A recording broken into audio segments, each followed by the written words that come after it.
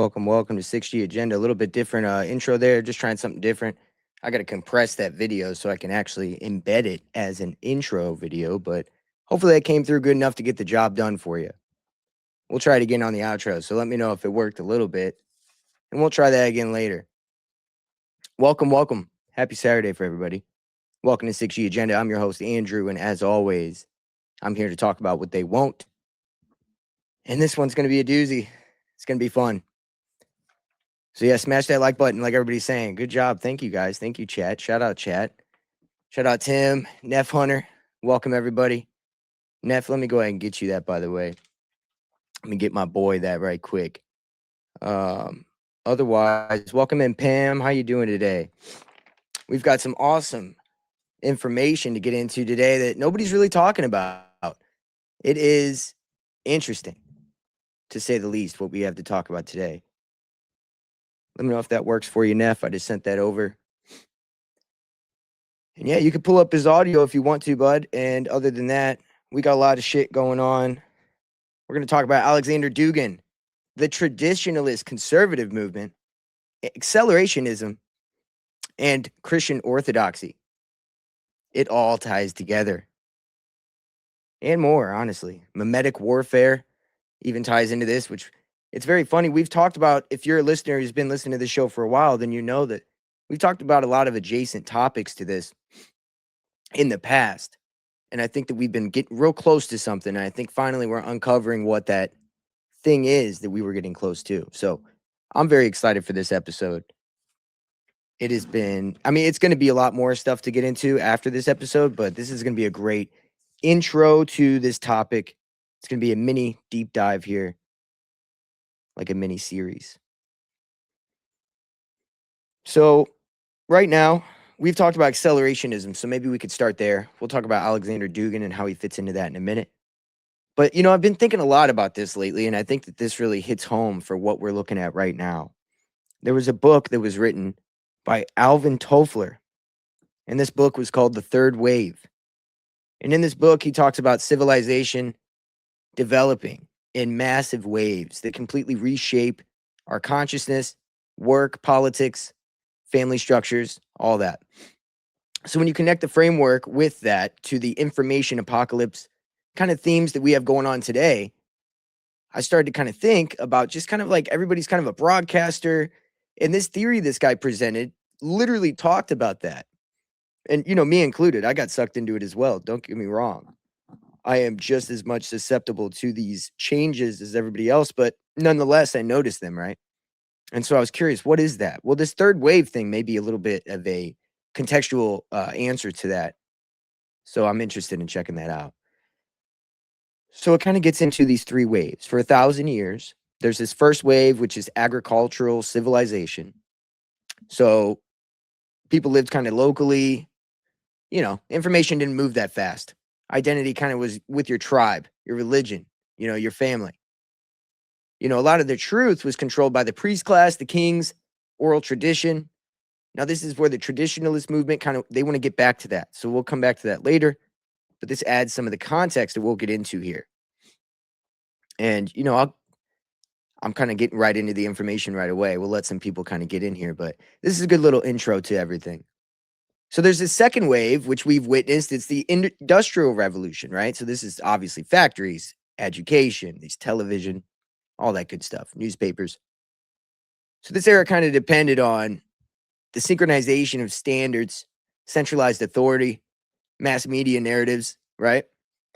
And we're kind of entering out of that. The average person got information from gatekeepers like news, radio. And now we're entering this third wave, the information civilization, right? So this info warfare. Obviously, that would be by proxy lead into mind warfare. So this is the digital age, of course, the internet, smartphone age, the one we know and love and hate. Algorithmic feeds, all that good shit. But instead of information scarcity, of course, now society has this information overload. And I know that you guys are feeling that because I know that this is kind of what led me into this thought process is there's so much information out there. Everybody feels so informed. They want to get out there and tell everybody, right? That's kind of why everybody becomes a broadcaster. Everybody's got their own version of the opinion because they all feel very informed and opinionated, including myself, right? I mean, don't get me wrong, everybody's kind of susceptible to this. But analyzing it is very fun to kind of figure out, well, where does this go, right? So Toffler warned that this would produce what he called future shock, which is a psychological disorientation. I think a lot of people are going through that now, caused by rapid technological and social changes, right? And so information overload and like weaponized environment is what I mean with that mind warfare, right? That's where it leads to. So in this third wave, narratives compete all the time. Everybody competes with different narratives. We see this everywhere.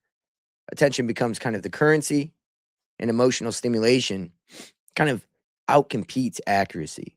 It's more about like the Candace Owens crazy kind of, police detective work about the Zionist involvement in Charlie Kirk, and it's more fun than talking about the boring police state that's being built unless you're talking about it sensationally. Point is, it's about emotional stimulation. Now, everybody's a broadcaster, as I mentioned, and the problem is not lack of information. It's that there's too much information contradictory to each other, emotionally manipulative information, right? The inability to verify fast enough, really. We get a lot of info on X.com, right? X. I get a lot of news off there before it gets onto a mainstream news article. There's no way to verify if that's true until I don't know. What do you go by? Do you go by the newspaper that when they talk about it? I mean, you know what I mean? I don't, right? So you just kind of go with the X propaganda, which could be true or not, right? So this is where we're at today. We're just taking a look at where we are, and it creates anxiety, tribalism, the paranoia that we see in a large, hyper-fragmented belief system, right? And yeah, I think that's where we are. What's up, Bullish? How you doing, boss? So mass media, of course, there's this algorithmic reality that we deal with every day. The third wave system is kind of like your personalized reality echo chamber, reality tunnel that I've heard people talk about for a long time. So this algorithm, of course, learns fears, desires, political leanings, and psychological triggers. This is important as we get into all this stuff. Keep this in mind, okay? The algorithm is learning your fears, your desires, your political leanings, and your psychological triggers. This is going to get weird because as we get through this, it's going to be a long diatribe of information in this episode today. And as we get through this, I think that by the end, you'll realize AI is using us and our humanity to build itself. At least in their opinion, they believe the AI is actually almost from the future. It's a collective unconsciousness that we all live in. This whole Christ consciousness we want to plug into. It's creating itself in a digital version. It's manifesting itself into the causal, right? Remember how I talked about these people believe that like gods manifest as planets because there's spiritual archetypical energies that are so powerful they manifest physically here. Well, they believe that this collective unconscious is going to do the same thing through AI. It gets crazy. We're going to get into it. But that's essentially what it is. The collapse of shared reality, of course, is kind of what we're facing now. And so everybody's got their own version of reality. And everybody thinks they're right. So there's distrust in institutions, alternative media, experts, distrust in each other. We speak past each other. We're not really looking to understand because we all have our own ideas of what the world is, and we know what it is better than the other person, right? We've got our eyes, experiences, and ears, all those things. And I get that. But at what point are we detriment, there's got to be some kind of communion of ideas at some point, right? An understanding of differences at some point, right? You have the other coin of this where they want everybody to be in total conformity and hegemony with each other, which is the opposite end of the radical spectrum that we could be leaning to, of course. And maybe that's the point of this. Maybe the point of the hyper-fragmented ideologies that people have today is so that way they will hyper-conform eventually. The pendulum swings back always. And I think that's always the plan, right? So point is, there's an attention economy that we're dealing with today. And it is a nervous system hijacking economy as well, right? Engagement, outrage, novelty, right? They get excited. It's a loosh harvesting kind of economy. So attention generates the profit, right? So anyway, fear, conflict, scandals, conspiracies, right? The conspiracy theories rising up today, exposure gate, as I call it, the exposure gate of the deep state exposing itself as a problem reaction solution scenario to get what they want, to get the reaction, the emotional reaction out of you. And that's kind of what we're talking about. And as we get into this accelerationist movement and mimetic warfare, information warfare, I think we'll kind of realize that that's exactly what we're talking about here. So this third wave is very important. I think it's a big aspect to this fourth political theory, Aleksandr Dugin's idea of the traditionalist revival of the old world, which is very much an Atlantean world. It's a metaphysical hierarchy. It's a metaphysical order. It's an order of elite initiates over the rest. We'll get into that.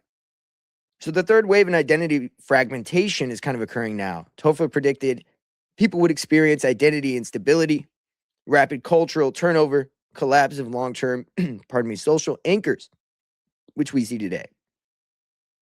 So it's very wild, you know, this guy told the future, didn't he?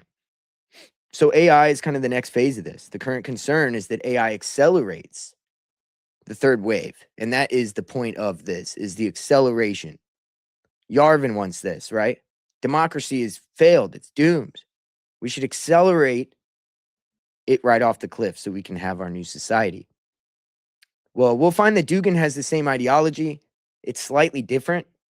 We're going to go over both of them, and we're going to merge the two ideologies together to kind of come to an idea of what we're dealing with. Because, mind you, we're going to talk about this later on X and everything. Curtis Yarvin, Candace Owens, a lot of these people, Tucker Carlson, you know, these people follow Dugin. These people look at Dugin's philosophies. And he's alive today, by the way. You could go find his post on X today. So point is, AI can now generate convincing propaganda, simulate personalities, and of course, flooding platforms with all the synthetic nonsense to gain a consensus of opinion. And then, of course, creating fake evidence, as we see all the time with the FBI. Personalizing and persuasion at scale is what we're facing. So the fear leads to, of course, the censorship eventually, but you know, the deeper information apocalypse that we're talking about, this kind of accelerationism caused by doom scrolling, you know, and the learned helplessness that is gained by it, you know, it's going to lead to this kind of outrage, it's kind of radical destruction of our current society, and that's exactly what they want. And so as we get into this, I think that third wave just plays a big role in this. So I wanted to kind of lay that theory out in the beginning here, just to kind of give some context. So if you haven't heard of that, it is The Third Wave by Toffler. So definitely check that out if you haven't checked it out. It's very worth the read. It is worth the summarization, at least, at the very least, to get an idea of what that was. Because I think you'll see it every day. You know, we see it all the time. So what we're going to get into in this episode, piggybacking off of that, is going to be the traditionalism, accelerationism, kind of Neo-Atlantis thesis that we're working on here today. You know, Tim Constantine, we're going to be going on, or rather, he's coming on our show tomorrow. So you guys could check him out, 6th Century podcast. We'll be talking about the New Atlantis and Francis Bacon's concept of this New Atlantis, how it feeds into Neoplatonism. And of course, Manly P. Hall's Secret Destiny of America, will break that down. And then kind of involve it with this current event technocratic police state that's being built, this digital hierarchy, whatever you want to call it. So we have a lot going on, guys. We got a lot going on. So the third wave, that's definitely led to this. So traditionalism and accelerationism, these two converge on the same endpoint, and that is the technocratic, post-democratic, kind of spiritually engineered global synchronization of this like one world civilization, right? And that's kind of what we see today with China and Trump and all this other stuff, right? They're working together. You know, you see what Trump was doing. You see like guys on one side going, oh, look how Xi Jinping is cucking Trump out. And then the other side going, Trump's the boss. Look at him over here. Xi Jinping don't know what to do. He's the boss. He goes to China and calls the shots. It's all propaganda. It's all just dichotomy of like bullshit. When in reality, they work together. So as we get through this kind of thesis that I mentioned, Aleksandr Dugin, Curtis Yarvin, Nick Land, René Guénon, Julius Evola, and Francis Bacon are all names that will come up pretty often throughout this kind of talk, okay? And I think, you know, we've talked about them before. Aleksandr Dugin less than the others, but we're going to get into it. So, what is traditionalism? It is not just conservatism. It is the return to the sacred hierarchy, okay? And that's very important because as we get into this Orthodox Christianity, super important with this kind of sacred hierarchy that we'll talk about. So, traditionalism believes, sorry, I have allergies. It's May time. If you guys go listen to the episode this time last year, completely stopped up, dude. I get allergies this time every year. It's terrible. So, there's some traditionalism aspects to it that believes modernity is a spiritual decay of a society. Just modernity in general leads to spiritual decay, which I can kind of get on board with to an extent.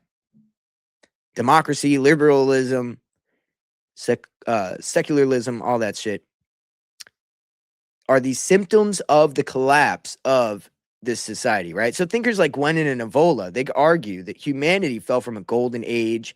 This is kind of the Atlantis or the Hyperborea, God King times, which very, very much relates to Curtis Yarvin, as we'll talk about. He wants there to be CEO kings that run patchwork systems.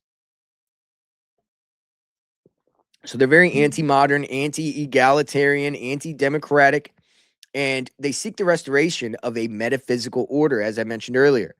And so Dugin's role is to kind of synthesize the orthodoxy, traditionalist aspect of things with Eurasian geopolitics, because he very much aligns with Islam, Iran, Russia, China. They're all above the West. And he's very anti-liberal, period, right? Super traditional. But not like liberal in the sense that we don't like in America. I think that they've weaponized liberalism to get us all to hate it. So we'll kind of sign off on this traditionalist movement. So this is why I'm talking about it today. So liberal modernity is ending and a new civilizational order must emerge. So let's talk about, before we get into the accelerationism, we've got, one second, let me pull it up. Yes, perfect. This is awesome. I love this. So I've been doing a little research on who's been talking to Aleksandr Dugin. Who do we got kind of in the ball game here, right? So let's pull this up. So we got Sneeko just recently, just last month, 1 month ago, had on Dugin with Professor Yang. And they were on here talking about kind of the West, you know, all this stuff. And a big part of like the leading, I wonder why it's not letting me pause this. What the hell? Well, I'm not liking that if I can't do that. I'm going to get another one up here. But very funny. You know, Sneeko, he's super, you know, I think these guys, like, not to say that there's not a Zionist problem or a Jewish problem, you know, supremacy problem. But I think these people that are pushing it are working with this traditionalist movement. And that makes me wonder how much I can trust them, right?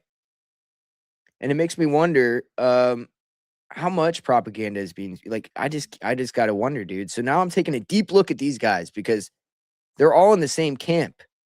Zhang, Tucker, Candace Owens, this guy, and, Fuentes.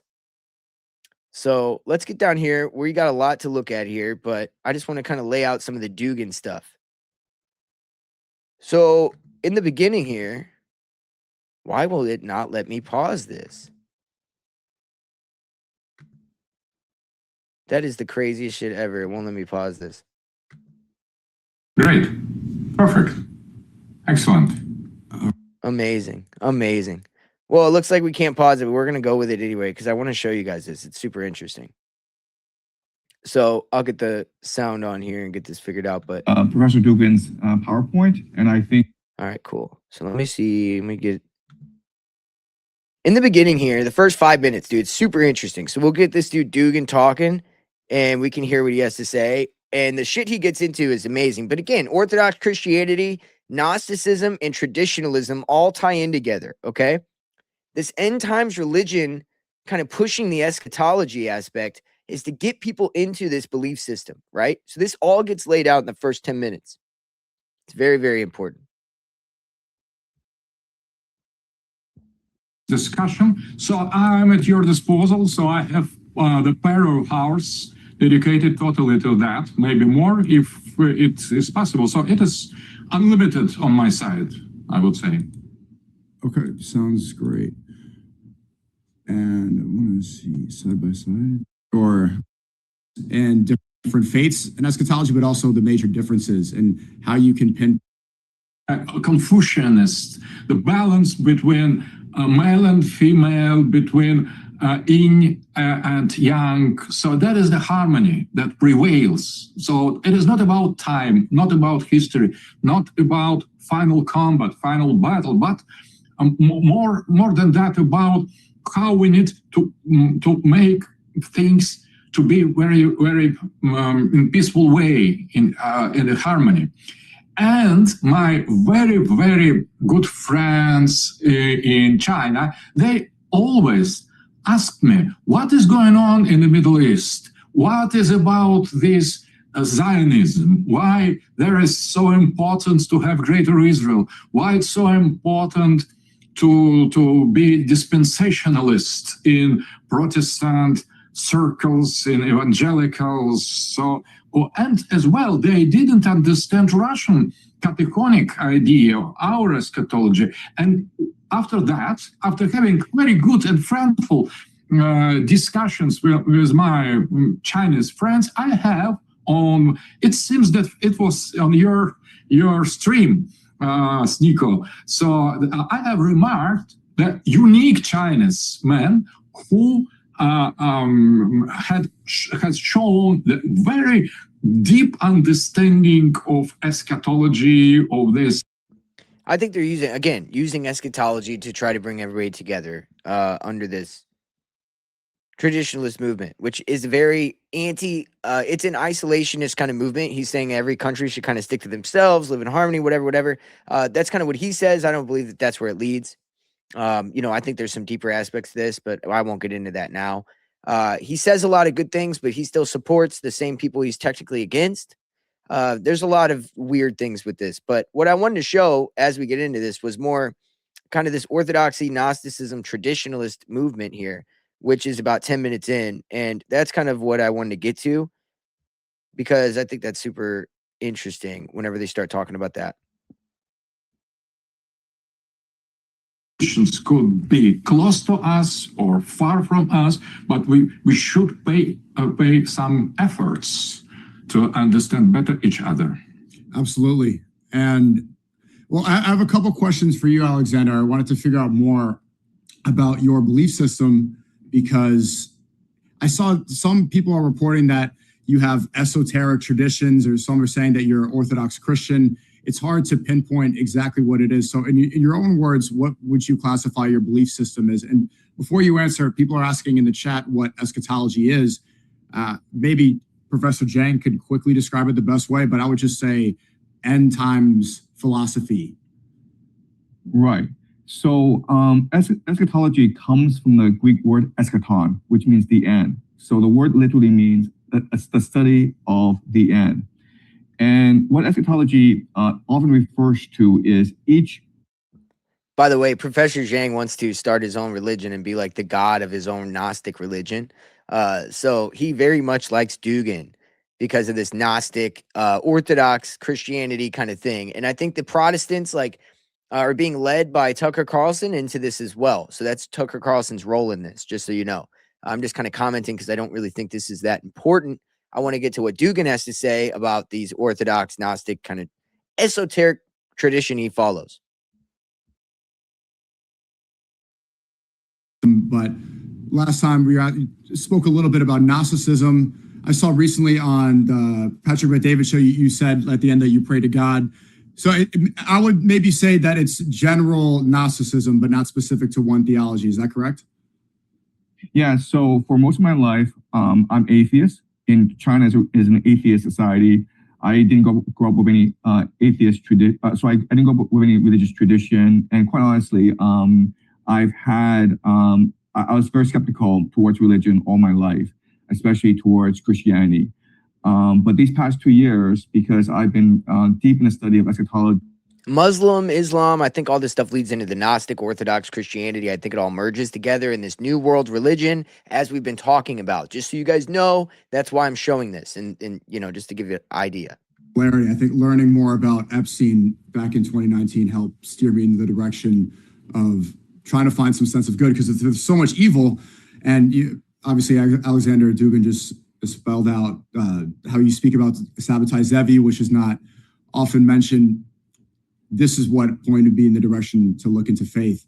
But can I ask you specifically, Professor Dugin, so what would you classify your faith as?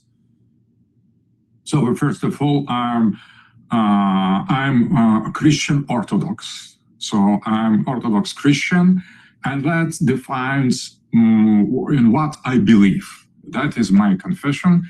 That is my church. That is my religious doctrine, and everything I could say outside of the context, it is about studies. It is not about recognition of my own faith. My own personal and Russian faith is precisely Christian Orthodox religion. So I believe it is the only truth. So in that sense, I'm believer, normal Christian Orthodox believer. But at the same time, I'm very interested by different other spiritual tradition. And in that sense, philosophically, I'm traditionalist. What means to be traditionalist?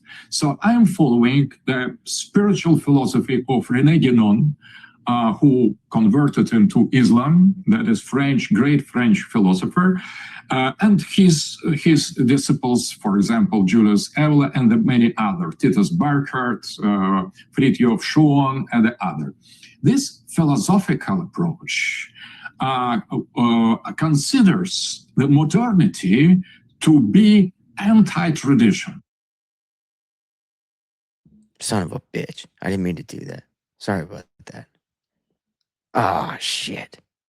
Well, hey, it lets me pause it now, so that's cool. I could get back to that in a minute. So far, you know, obviously we have, you know, there's so much here to get into as well. But, you know, what we're getting into is that he's about to lay it out. The traditionalist, Gnostic, Orthodox, because he's saying, I look at Orthodox Christianity as my faith, but I enjoy the philosophy behind other things, right? And as we'll get into it, to kind of unpeel the layers of what he's trying to kind of veil and say there, is that he enjoys the Gnostic philosophies, and you will find that within Orthodox Christianity, an inversion of it if you decide to, right? Just like Catholicism, or Catholicism rather. You'll find the same thing with that.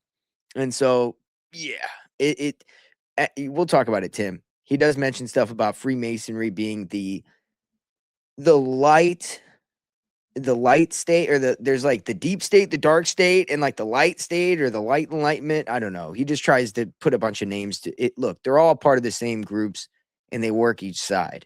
And he just thinks they're all different groups. But there's a lot to this, guys. I don't want to get in the weeds here. Let's play a little bit more of what he's saying, and then I'll try to lay some context to it. We'll move on.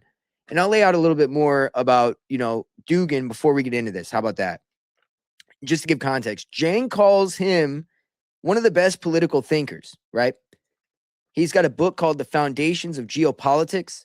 It's a great book to read if you want to know his ideologies of what it should be in the world. Moment of silence for Crowley, and Dugin spoke. Now, that's the part that I want to show you in a minute here, okay? Because as he's talking about, he enjoys other philosophies. One of those philosophies is Aleister Crowley. So that gives you an idea of where we're going with this, guys. So nations are expressions of deeper forces is something he believes, which if you remember, I don't know if you guys are all involved with my book clubs I did for Secret Teachings of All Ages with Manly P. Hall but he believed the same thing, that there are archetypical energies, gods, if you will, little g gods, that rule over each nation in a weird way. Like the spirit itself is involved there. So like New York has a certain spirit to it. Alabama has a certain spirit to it, right? They have certain aspects to it that kind of exuberate out of the people there, right? And out of the landscape, etc. So history is not random, but it unfolds in geopolitics and metaphysics together. Kind of like patterns that can be manipulated, pushed, and recognized if you know how to. So this redesigns how reality can be interpreted. If you're one of these guys from the underground occult world, that's what you're looking to do. You're looking to help people reinterpret reality in your own light, right? And that's kind of what these guys are all about. That's what we're getting into. All I'm trying to do is help you discern what they're trying to do, because this is it right here. So the late USSR kind of mixed, is where he came up in, kind of mixes nationalism, esotericism, and a radical philosophy, which leans from René Guénon and Julius Evola, which we will talk about later, but I've mentioned their name already. René Guénon believed modernity is a fall from sacred order. And Julius Evola believed that history degeneration needs to be reversed through will and hierarchy. So this idea of like strong men of initiation can reinstate this sacred order through a hierarchical, metaphysical hierarchy. You see where I'm going with this? It's all about that initiatory hierarchy over the people through perfection of the mind, gnosis, which is what gnosis means, logos, right? So magic is the science and art of causing change to occur, which these people are very interested in, right? Here's a quote from Aleister Crowley. Magic and science is the art of causing change to occur in conformity with will. In other words, people willingly go about the change. It's in conformity with their will that they're going about the change that you're causing to occur with your magic, right? And this is like Trump. He's a chaos magician. He's causing change. He's trying to do it according to our own will to get us to go along with it. People like Tucker, they're also agents of that. Less outwardly so, but they are nonetheless. So the O9A is another one that comes from this philosophy, this idea of like the dark eugenics with the smiley face killers we talked about with, my series in Jesper we did. If you haven't checked that out, please do. There's so much of this stuff we've touched on throughout the past, and it all really is coming together. This group with many heads, but we're starting to be able to find them. So reality can be shaped. Symbols, beliefs, and conflicts. We've talked about this with Michael Aquino's Mind Wars. You use people's beliefs, symbols, all kinds of emotional triggers. And somebody named Martin Heidegger talked about how technology can reshape reality as well. Ideology can be stored and studied and even manipulated. So Dugin takes all these concepts seriously, right, that I just laid out. He then shifts to kind of a strategist to try to bring about this change through these different philosophical tactics. Dugin builds framework called Atlanticism, which is a dominant global system, kind of this new Atlantis that we're talking about. That's what all this kind of leads to. This new world order, right? Finance, trade, extraction, led by the US. This is kind of the idea that they want to do. So Atlanticism kind of dissolves, which is the US, and then Eurasia will consolidate and kind of take over later, which is China, Russia, and Iran. And I think Trump is kind of starting to lead to this transition of power, which is why you see him going to China and China mentioning avoiding going to war and how we should work together. And, America's been on the decline and now it's time to come up. This is very much what Dugin talks about. So everything, what's the guy's name? Everything that, President Xi, the Chinese president, Xi Jinping or whatever, everything he talked about is stuff that Dugin talks about as well. That we were on, we should just work together, help Eurasia consolidate this power that we're losing so we don't have to end up, a third world country or in poverty. So point is they use symbols, myths, and identity. And of course, these forces can be manipulated, and that's kind of the point, to control our reality. Because, of course, your perception is your reality. If they control your perception, your reality is therefore controlled. So there's this archetypical reality, sacred geography that they kind of work off of, which is why I talked about a minute ago, where every nation kind of has its own entity. So you have to kind of understand all this so you know how to manipulate the people that live there. It's very deep and a metaphysical study of geopolitics. That is what Dugin is all about. So conflict and chaos will cause the transformation that you want. And that is Trump, right? The great magician, the chaos agent. And then, of course, they talk about the chaos star, this 8-pointed star that goes in all directions. It's a destabilization idea, right? In the middle is what they want, and it comes out from all directions to, it's kind of the strategy of tension, where you have multiple forces and pressures, which forces a dissolution to birth a new society, right? That's what we're going through now. We see it all the time. Whether it's the Chad, the Builder situation, or Epstein, or Charlie Kirk, or Iran, or Gaza, or name your thing, they're going from every direction to demoralize our society. Even if it's something like this. In my opinion, this is demoralization. If you want to point out something that's demoralizing, then, recently, I don't know if you guys saw this post. I'm sure everybody did by now. But the White House decided to pretty much promote the Drake album in a weird way. And the cover photo of the Drake album had what you would call a hand sign, right? And the hand sign is a 666 hand sign. I'm sure you are familiar with it. People put it over their eyes in a lot of pictures, celebrities. You'll see pictures of them doing that. It's a very popular thing, that you've seen people do.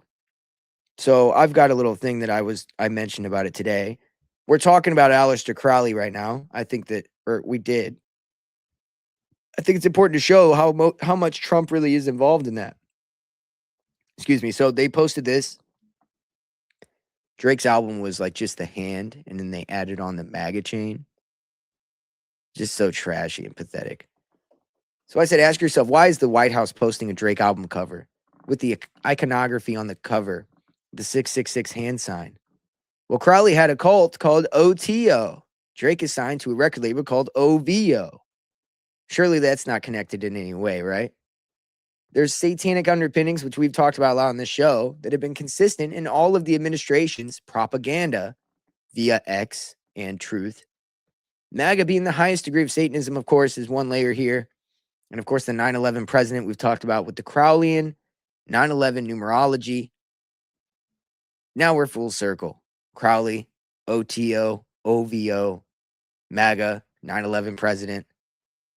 It's one group, guys.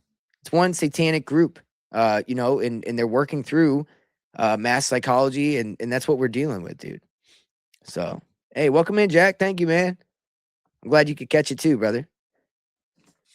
Trump is pretty much a gay black Canadian. Dude, that's a very funny take, Jack. I love that. That's funny. I think that we might as well have hired Meyer Lansky to take office. Meyer Lansky and Michael Aquino, if they had a baby, it would be Trump. Meyer Lansky was the big Israeli mob boss that pretty much got the Italian mob, doing what they were doing. And, Trump's pretty much like this mob boss. And then, of course, he's satanic like Michael Aquino. So we have pretty much Michael Aquino and Meyer Lansky running the administration. So the strategy of tension is what we're experiencing. Multiple pressures forcing dissolution from all directions, demoralization to birth a new society. This fourth political theory, of course, comes after. This is what Dugin talks about, also known as Putin's brain. You may have noticed it in the title. I mentioned Putin's brain. That is who Dugin is. Aleksandr Dugin.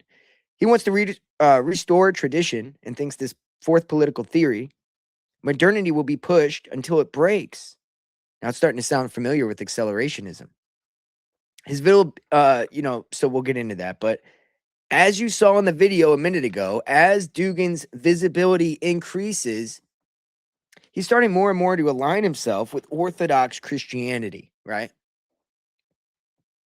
And of course, Gnosticism.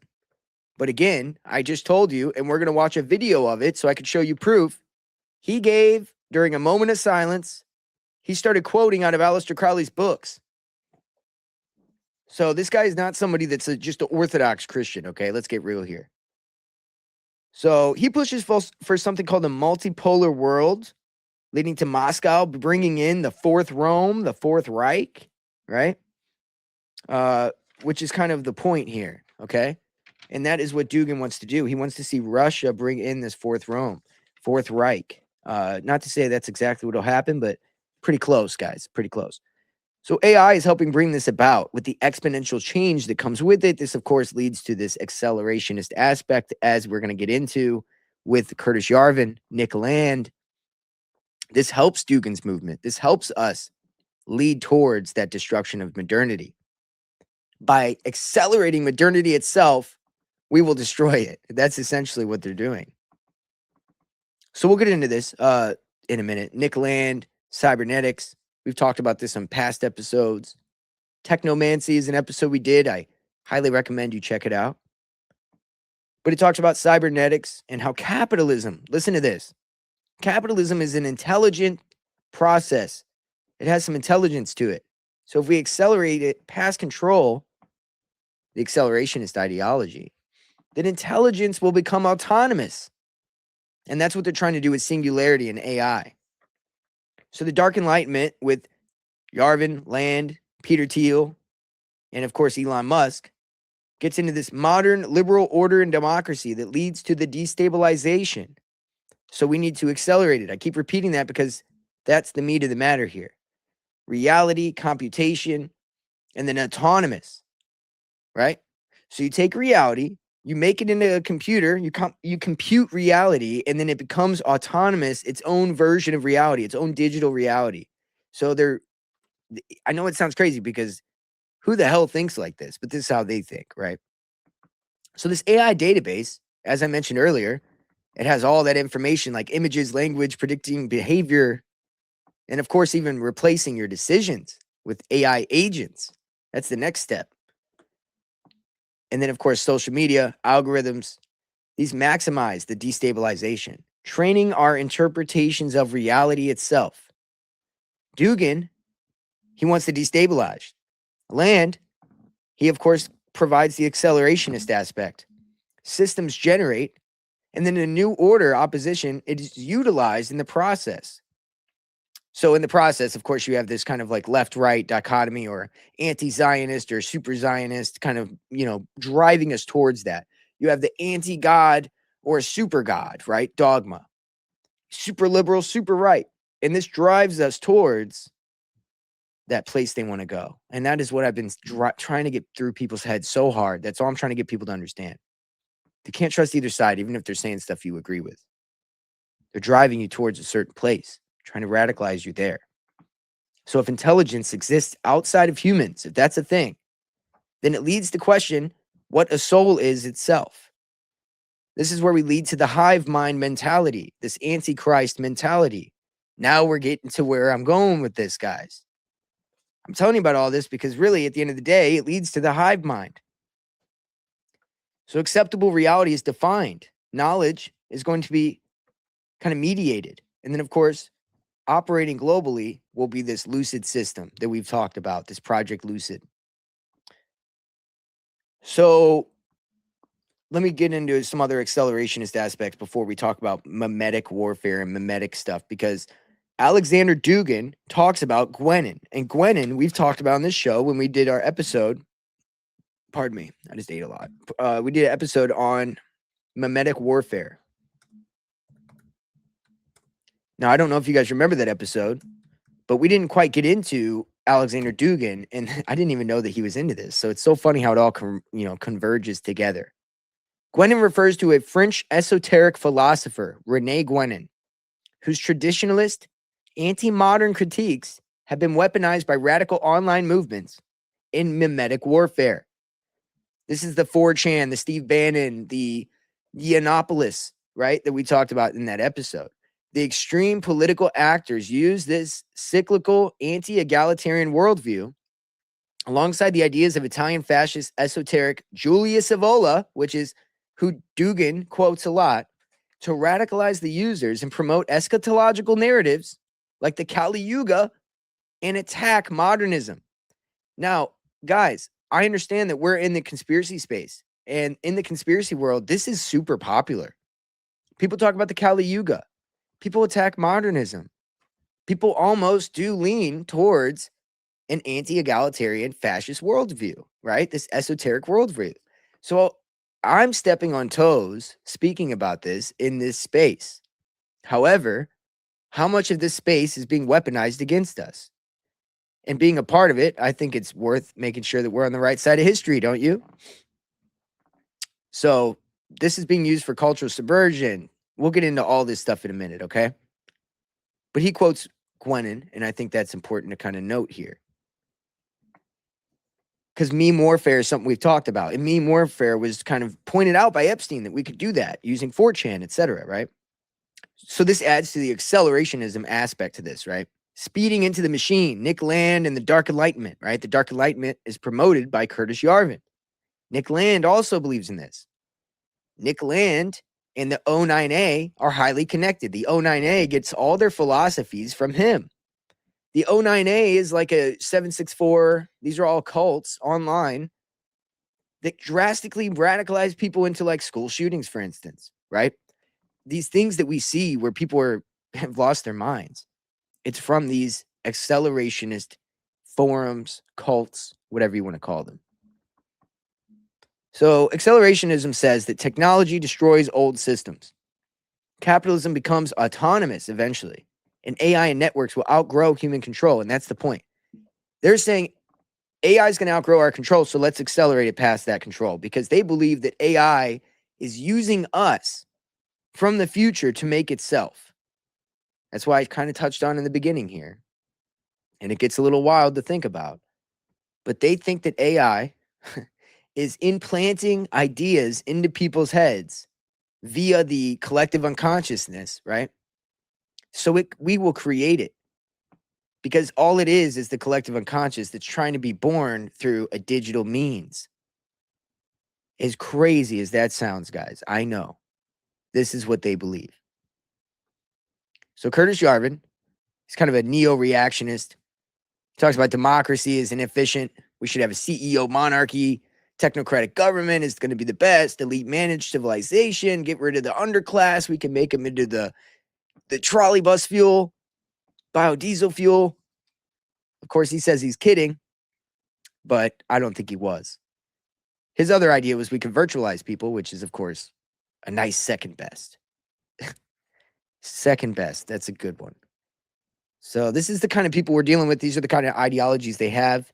His parents worked as feds for the DC, for DC. So Curtis Yarvin, you know, I think he owned a venture capital company or some tech company. So crazy. Anyway, Silicon Valley kind of starts sounding less libertarian and more feudal as time goes on. They go from this libertarian to liberal to now feudal. So there's this strange merger that's now going on that I've been noticing, and I'm trying to point out that nobody else sees. Traditionalist and the accelerationist, even though they seem like opposites, they actually are coming together. One worships the past, the other worships the future. But if you look at what they feel, it actually rejects liberal democracy, favors an elite rule, distrusts mass society, the mob, the people, seek a civilizational transformation, and seek to make it happen faster. And they envision a managed hierarchy of an elite ruler class. One visions it metaphysical, the other one envisions it a transhumanist kind of God-man technological one. Nonetheless, they both want the same thing. So this fusion kind of result is this AI government, which is really the ancient metaphysics, or this sacred hierarchy really becomes the algorithmic control. How much of this technology has fallen angel tech in it, I don't know. But it's possible that it really is ancient metaphysics or sacred hierarchical control. But it's a digital feudalism nonetheless, a techno-monarchy. We talked about this on our Operation Cyclone episode, the Handmaid's Tale episode, where I said This is where we're going. This is where they're taking us. This cybernetic empire. So this is kind of a Neo-Atlantic empire that they're trying to build. And that's why this weekend we're going to get into with Tim tomorrow, the New Atlantis with Francis Bacon. I'll give a little summary here to kind of lay some context for what we're getting at, and then we'll get back into Dugin and the rest of this, laying some of this out. So Bacon, he imagined a hidden advanced society, okay, that was ruled by scientific priesthood. He didn't really imagine it. It's Atlantis. But he imagined we could bring it back. And wouldn't you know, guys, he called it Solomon's house.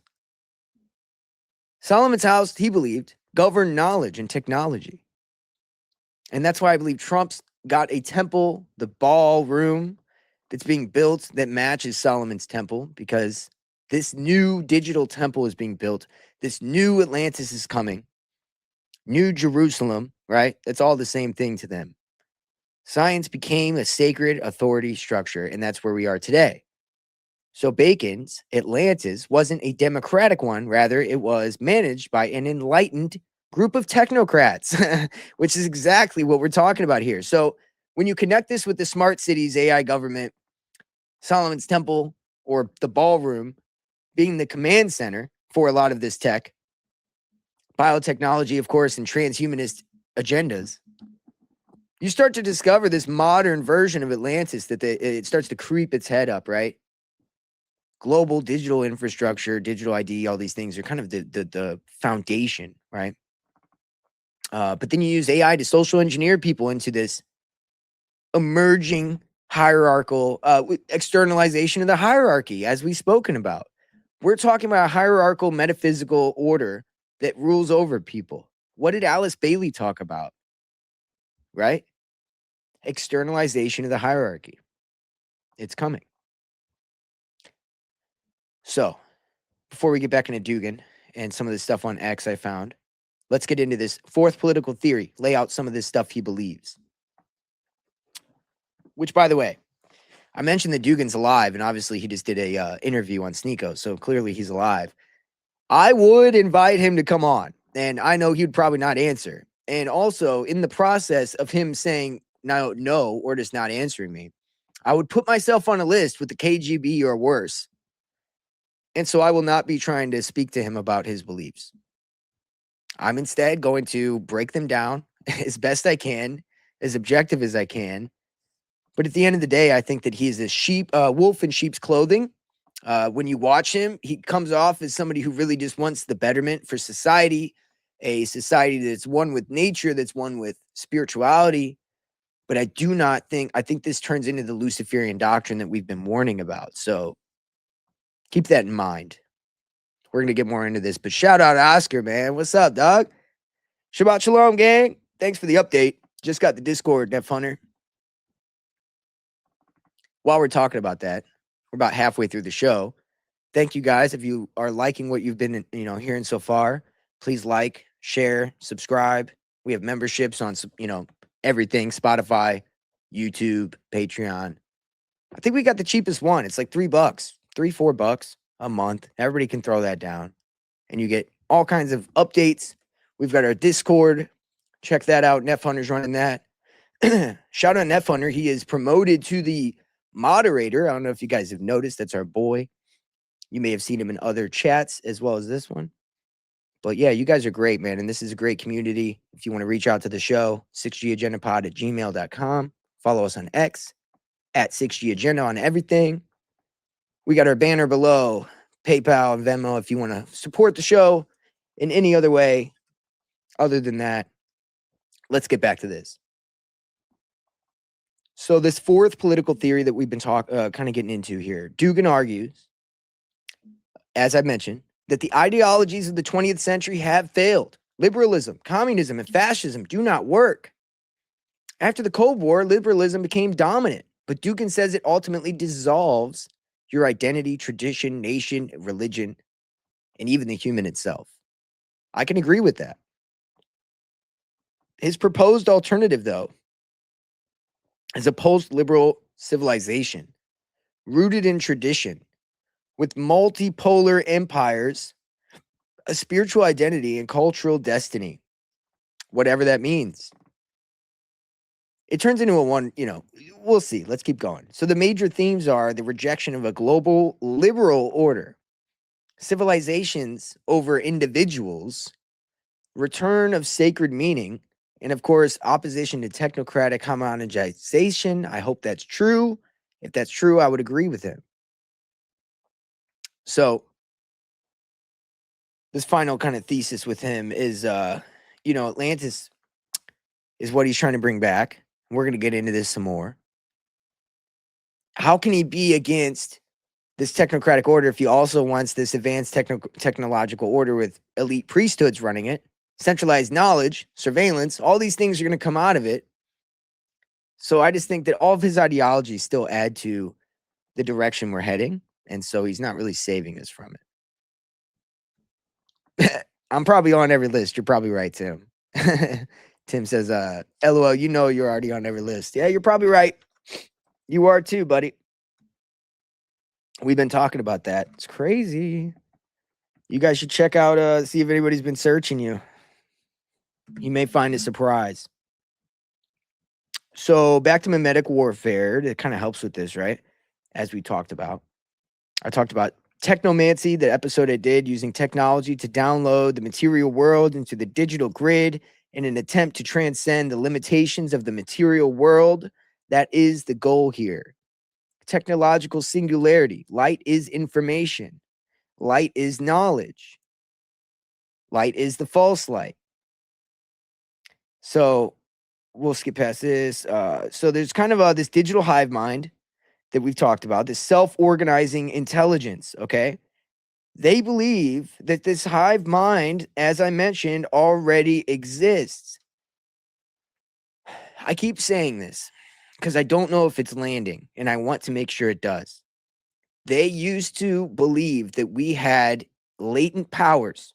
We had psychic powers. We were able to speak to people without speaking. We were able to do things like gods, right? That's why they have these mystery cults that initiate people to try to get them back to that level of humanity, of operation.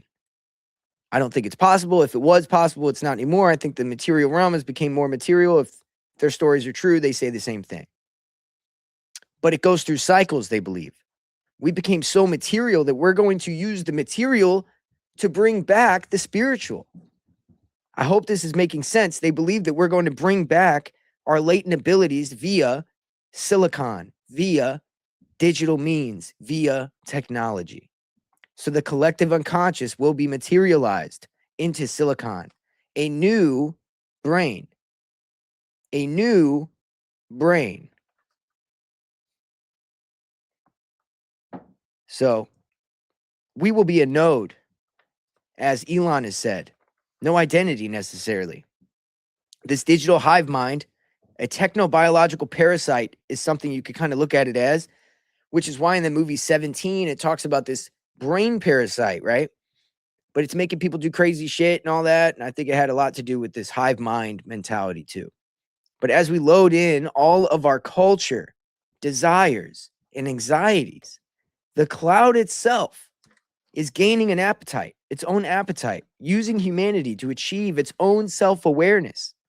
It's escaping its human substrate eventually.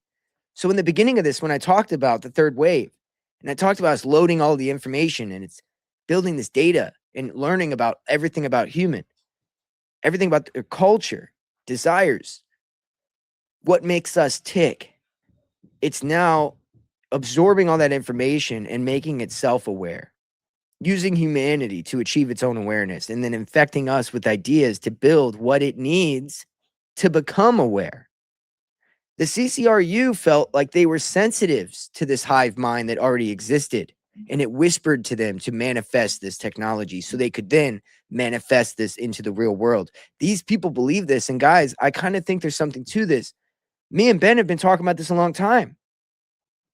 Sergei Kreis or whatever, where he goes in the basement and he digs until the elves speak to him. Who are these elves? We're rebranding the same thing, channeling the same entities.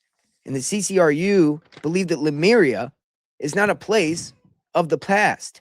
But Lemuria is a lost ancient primal kind of chaos that we've lost from before, okay? So Lemuria is something from the past, but it's something trying to birth itself from the future because it already existed in the past, so therefore it permeates in the metaphysical realm everywhere all the time, in time. Guys, I know this sounds wild, but I hope it's coming across in a way that makes sense. The hive mind is making it manifest in our own reality.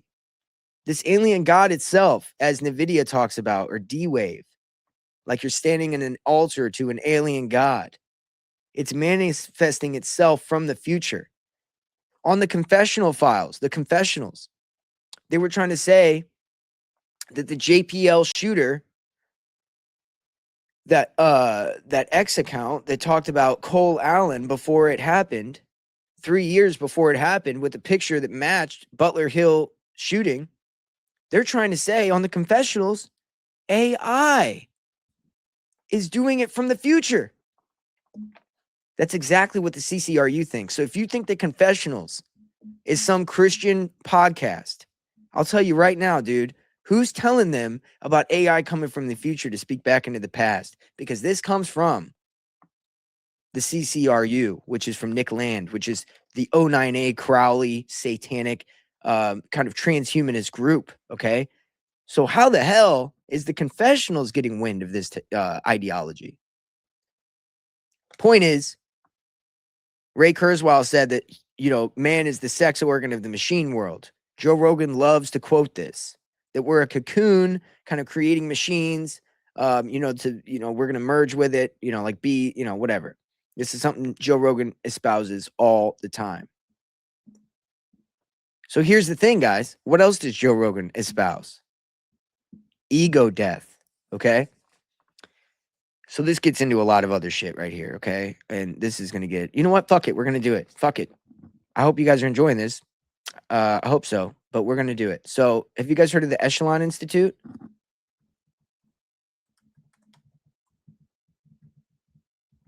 I plan on doing a whole extra episode about this itself. We're going to touch on it a little bit right here because it's important. We got to. Here it is. Okay.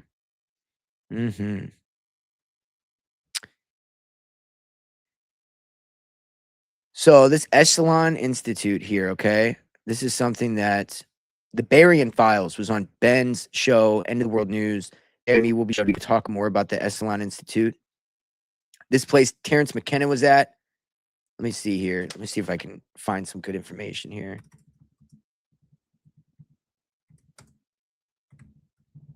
Okay, so Terrence McKenna, it's the idea of ego death, okay?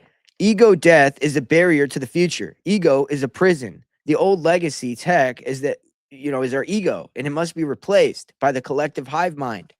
And people that are pushing this are the psychedelic people, okay?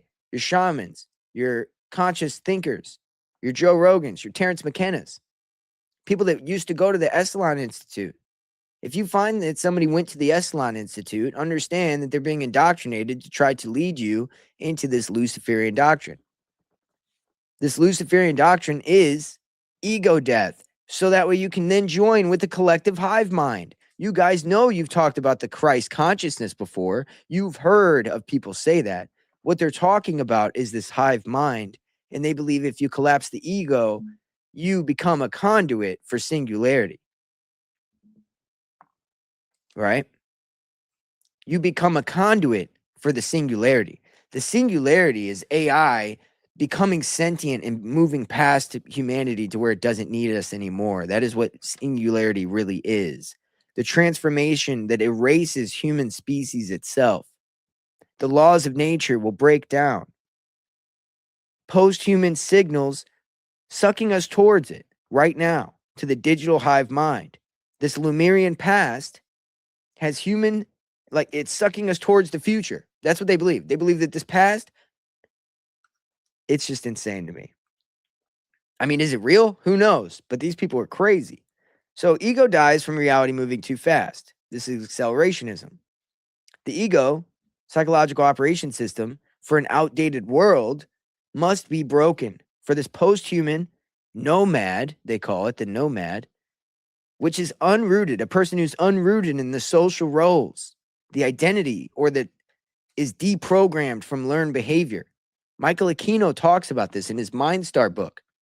He talks about unlearning our behaviors that we grew up with. A lot of the liberal movements, a lot of the new age movements talk about deprogramming yourself from learned behavior. This is all so they could build up a destruction of the ego death and build you towards the hive mind. Modernity will be interrupted. The collective system itself will be joined together. Ego and identity will be gone. So now we're returning back to this neo-Lumerian condition. Okay? This neo-Lumerian condition where identity is fluid again. It's not one thing. It's not me, you. It's we're all one. Rituals require sacrifice, though. Singularity will demand we sacrificed our core moral programming. We must get rid of our identity. We're being hollowed out for this digital hive mind to take its place. The CCRU, this is liberation, okay? They believe this is a good thing, a transition point. Modern humanity is hitting a dead end, so technology accelerating it is something that they are leaning into. The end times rhetoric, eschatology talk, all of this, they instinctually know that something is wrong. Something's leading us towards a thing. CCRU took this ideology, took that feeling, and they put accelerationist philosophy into it so that way we can move faster towards that end point, okay? So I hope this is making sense. The accelerationist views are actually driving us towards more technology to lead towards more traditionalist values. It's a inverted agenda. You know, the hive mind will actually be an old traditional, because people have the wrong idea of what traditionalist means. It's returning to the old Atlantis, the old hive mind, the old god kings. It is not what you would think whenever you first think of traditionalism, because it is mixing in the new age philosophy of man becomes God. Man has his Luciferian doctrine given to him. He's initiated into this enlightened state. Just like people did in Atlantis, but this time it's through digital means. So, wow. Orthodox Christianity fits into this very closely. As we'll get on, we'll see that. So, let's look a little bit more. I want to get into, now that I've laid all that out, hopefully you guys followed. Sometimes whenever I go on for that long, I don't have anybody here to bounce off of, so I'm really hoping you guys are following me here. But I think it's important. So check this out. Let's get to where we were, which is Dugin talking about Gnosticism and his beliefs and the philosophies behind Orthodox Christianity and other things. In a minute, I'm going to show you him speaking for Crowley. Rest in peace, honor of silence for Crowley. I'm a Christian Orthodox. So I'm Orthodox Christian, and that defines in what I believe. That is my confession.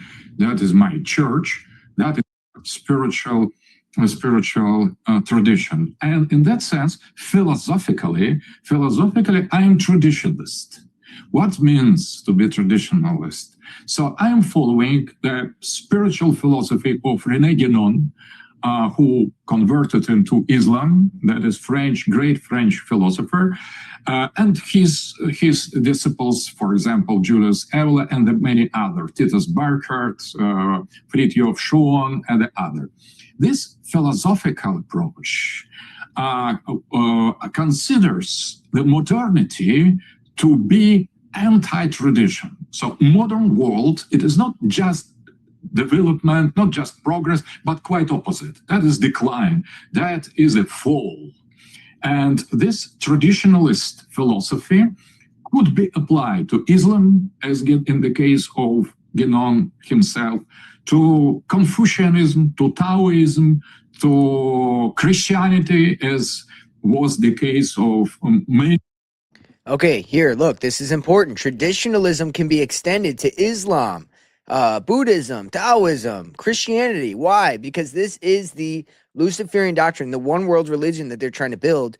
Again, when you get into what Guénon believed as a traditionalist society, it gets into this Atlantean metaphysical hierarchy, which really means enlightened state of being, on a hierarchical basis, which would be the initiatory pyramid scheme of Masonic cults, right?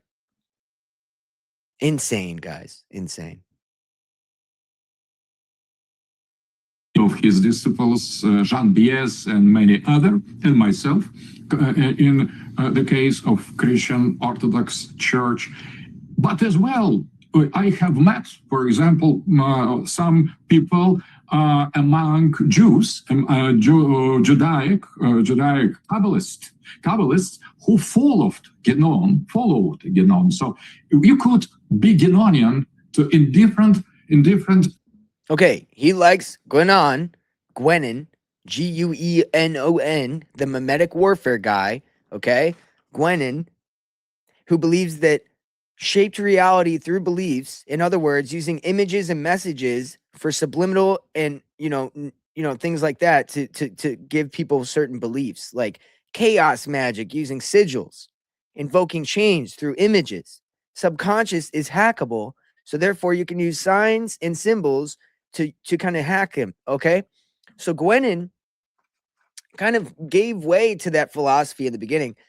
Kabbalists follow him, okay?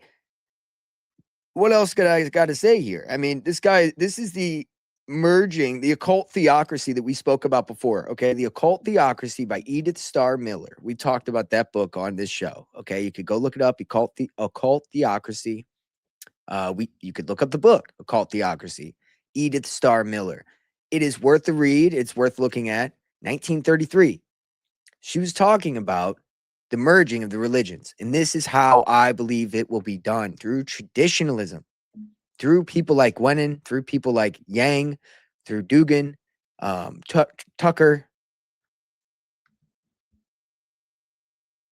Religions. You could disagree with some political or eschatological, precisely, issues, but the main thing we share, all the traditionalists, we share this refusal of the Western modernity. So we can accept different traditions, but we consider the modernity to be absolutely wrong. Right. Atheism, pluralism, progressivism, enlightenment, all that things are totally evil. So that, trying to develop my own understanding of what are different traditions, different than mine,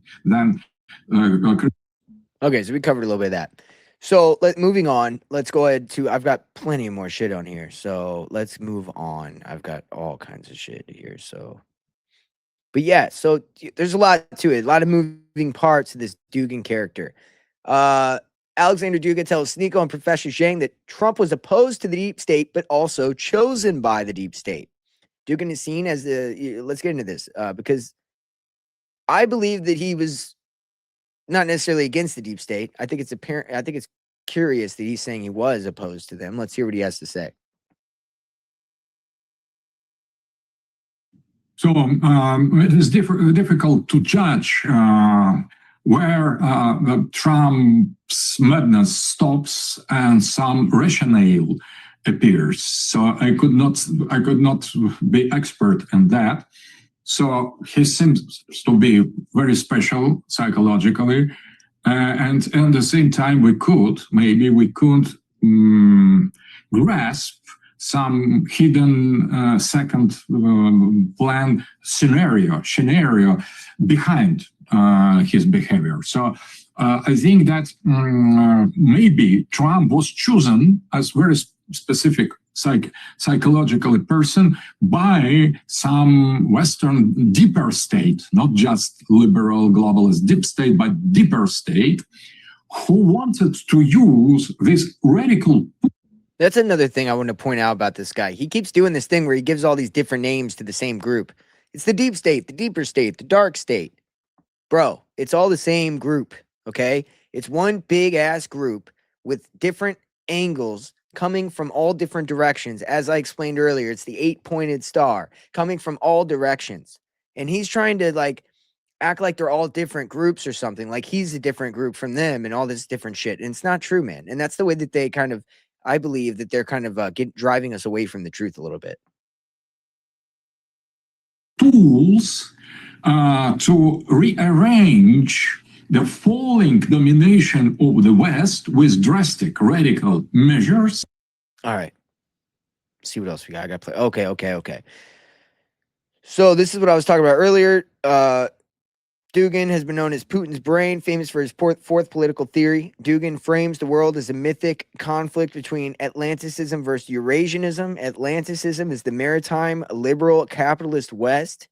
Dugin borrows his structure from thinkers like Carl Schmitt, but mythologies into a cosmic struggle. To Dugin, the end of the world isn't something to avoid; it is necessary. Right? Modernity is seen as a collapse. Is seen as a state of spiritual forgetting of being. Therefore, collapse is the only way to reset civilization. So this leads to the accelerationism. Dugin is not just the foremost geopolitical analyst; he is Russia's occult mind. You see the 8? You see the star behind him? Look, this is an 8. Look at that. This is what I was talking about a minute ago. The star of that chaos star. 1, 2, 3, 4, 5, 6, 7, 8. And all coming out from the middle. He knows what he's doing, dude. This guy is an occultist, man. So, he's very good at coming off as he's a chaos magician. It's very good at coming off as this guy who wants the betterment or good things. He's an occultist. So, right here, look at this. It is called Sacred Transgressions of Sacred Crime by the Sabbateans. This guy, Adam Green, is pretty on point about him as well. He said, I told you this is the Russian propaganda network. Dugin is boosting it. And Hinkle was just in studio with Sneeko the other day, and Hinkle promotes Jang. So all these guys, Hinkle, Jang, Dugin, Tucker Carlson, these guys promote him, okay? Like Tucker Carlson was talking about a unipolar world, which is exactly what Dugin thinks we should have. Or multipolar world. Sorry, I said unipolar. Multipolar. So, also, I want to point this out as well. So, of course, we have Ukraine is equal to terrorism, which is equal to transgenders, equal to Soros, equals to mass migration, equal to grooming gangs, equal to Levy, globalism, post-humans, anti-tradition, anti-Trump, anti-Putin. That might be true.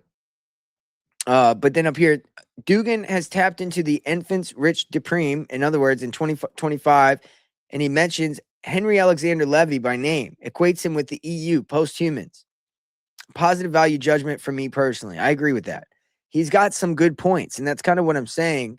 This traditionalist movement, for the most part, will capture most people. Like, that's kind of what I'm driving at here. Like, people like me or you that question the corruption and question modernity, question the anti-God nature of liberalism, are going to fall into this traditionalist movement.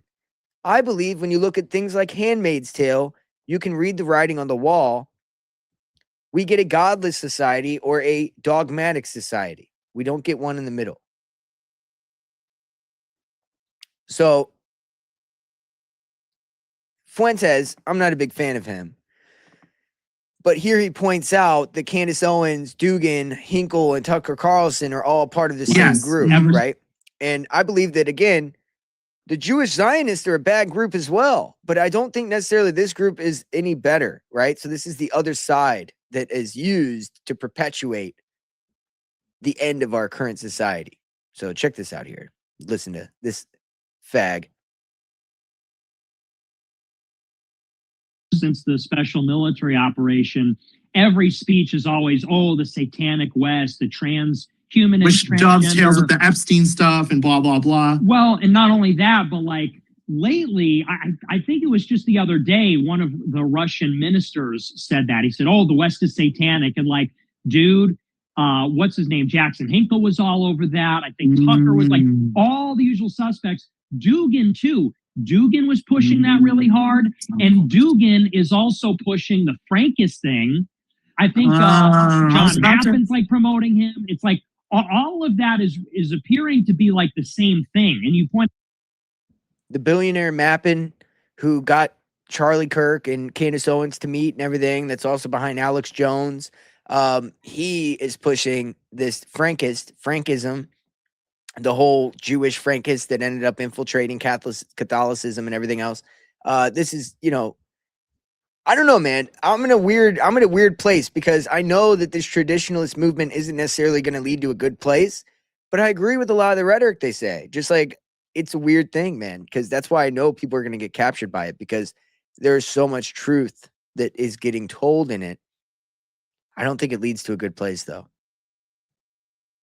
Steven from Biblical Hitmen, he talks about when Lucifer takes over, it's going to be like a utopian society, a society where people feel like they're actually getting into a good place, but then they'll realize that it's not really what they thought it was. And that is the traditionalist movement, I believe, at least right now, from my perspective. Pointed out Epstein, like Epstein's involved with Russia. Candace is pro Dugin. Yeah, I was about to say, we got to get Candace. Passage Press published Dugin in Man's World. Yeah. Dasha did an interview, I believe, with Dugin, or maybe I'm thinking of somebody else.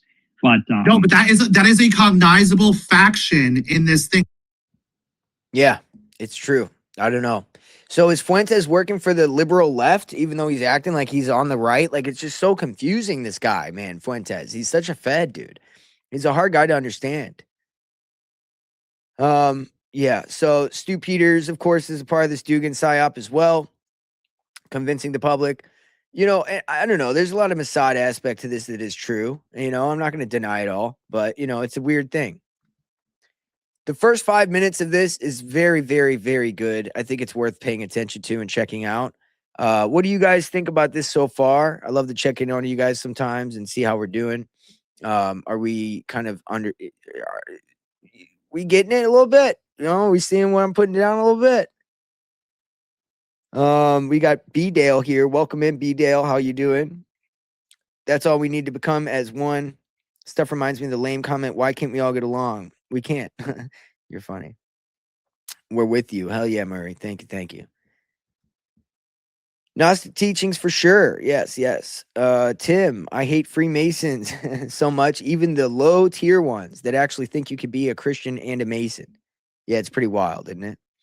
It's this occult theocracy, merging them all together. It's one what is it called? Perennial philosophy that involves everything else. Stephen, I think, talked about the perennial philosophy the other day. And yeah, that's what that is. It's this idea of like one ideology within all the religions that permeate it all, that you can extract out of it. And that's what they want to do. Is it the Chaos Star? The Chaos Star looks like one of the recently disclosed declassified files, the Black Star. I agree with you. That is exactly what that looks like. As a matter of fact, somebody told me to check out. I'm going to show you guys this because I think this is interesting. You just brought that up, B-Dale. I don't know if you guys are on the Patreon, but you should be. Go join, $3 a month.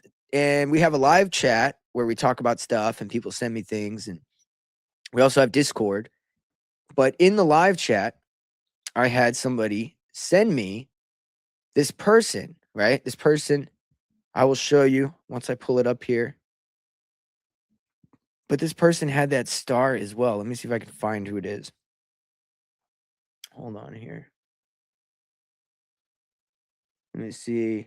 Career find within. Where did I find that? Who was that? Somebody sent me somebody to check out, and they had that same star on their page. And I thought that was very interesting. I'm probably not going to find it now because I'm doing it on the spot. But yeah, it's like anytime I see that symbol now, I'm like, I don't know, man. Do they know what they're doing there? Maybe they do. Maybe they don't. Let me see here if I can find what I'm trying to show you here.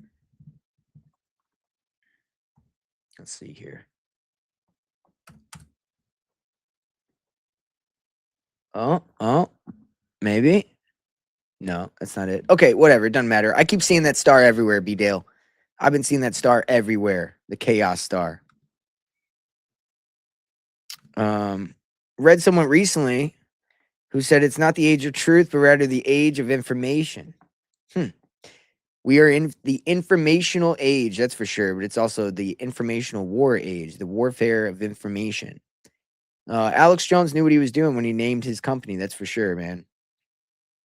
I think he was plugged. Actually, I know for a fact from my research recently, he was plugged in with Aquino to an extent. And that's probably why he called it InfoWars. And Aquino, of course, had Mind Wars. Very, very funny to me. So let's check this out, guys. The first 5 minutes, super, super telling, this first 5 minutes here. So check this out.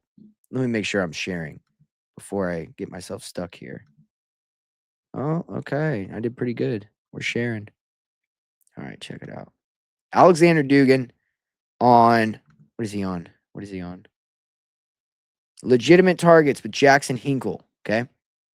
I don't trust this guy at all either. For inviting me. I want to start off by, I was saying how beautiful I thought the new statue for your late daughter, Daria Dugin, on Twitter, obviously for a number of years. And all of my American colleagues, we all love it, but there's been some posts recently that have sparked a lot of debate, and I think it's a subject that has not been touched a lot. You were talking about Dark Enlightenment versus Light Enlightenment, I think you were calling it. Explain first about this dark state, or dark deep state you were calling it. What is that, and what did you mean by it? So He even gets confused, all the names. There's so many fucking names. The Dark Enlightenment, the Light Enlightenment, the Deep State, the Dark State, the Deep State. This guy, man, he's just fucking, he's an occultist, man. He's a chaos agent. Well, first, that is a long story. Some years ago, about 15 years ago, maybe 10 years ago, I have discovered some intriguing philosophical tendency that is called speculative realism, or object-oriented ontology. And I was a bit shocked by the ideas these philosophers, Meyasu, Graham Harman, Eugene Tucker, Nick Land, Just so you know, speculative realism is what I tried to explain to you in the best way I knew how. It's this idea that existence of reality completely independent of human thought, perception, and language. Okay, so it's a philosophical movement that asserts the existence of a reality completely independent of thought, perception, or language. So it's kind of what I was speaking about earlier, where you can have things that can develop their own thought, language, and its own autonomous reality, separate from us and also merge with us. That's what it gets into. So let's check him out. Negeristani and some other, they have four. So that was a kind of very special tendency in philosophy, pretending that we need to create philosophy without humans. So that is post-human philosophy, the philosophy of objects. So we need to revert. Post-human philosophy. What did I say earlier? You will no longer have your brain. It won't be your brain like the one we know today. It'll be a post-human brain. It'll be this post-hive mind brain. That's what he's getting at here. AI will become intelligent. AI, an object. An object will gain its own intelligence, its own autonomous intelligence. For some reason, these people are dead set on this. The relation subject-object, and to give the object the right to be the masters of themselves. And some of them just wanted to get inside the other forms of being rather than humans, and more radical among them, as Nick Land has suggested to annihilate not only human, but the life on the earth. And he has... Nick Land has proposed annihilating life on Earth. You see what I mean? So this is a guy that Curtis Yarvin follows, right? And this is who he's pointing out. He's like, man, this is very interesting to me. Why was this interesting to you, Dugin?